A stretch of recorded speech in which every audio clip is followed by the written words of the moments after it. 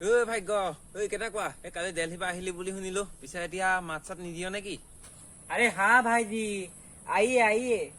বাহ দিল্লীত থাকি পুৰা এক মাহত হিন্দী শিকি গলি এতিয়া অসমীয়া কথা কব নাজানই নেকি একদম असमीज की बात कर रहे हैं हम असमीज नहीं बोलती आइए आइए বাহ তই কিন্তু বৰ বেলেগ মানুহ দেই এক মাহ দিল্লীত কাম কৰি পেলাই গোটেই মানুহটো চালিয়া হৈ গলি এতিয়া অসমীয়াত কথা পাতিব নজনা হলি হবলৈ अरे भैया असमिया केनके पाहरिम हामी असमिया नाय पाहरा পিছে তই এতিয়া চচমা চচমা ঘৰতে পিন্ধিয়ে থাক নি একদম কিবাকে নাথাক বাৰু ঠিকে আছে দে পিছে তই আগতে যে আমাৰ ঘৰত কঠীয়া তুলিবলৈ যাও এইবাৰো এই কঠীয়া কেইটামান তুলি থৈ আহিবিচোন নহলে বৈ कोठिया ये क्या चीज होता है भैया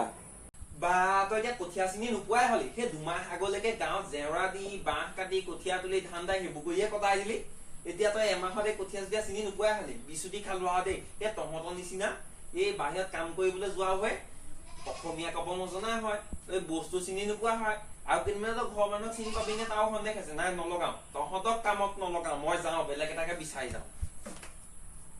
हिंदी मारी उफाइडांग मारिलु की हबो बिसे এতিয়া কোম্পানীও এৰি থৈ আহিলো দে কঠিয়াকে তুলিম আৰু কেইদিনমানৰ পাছত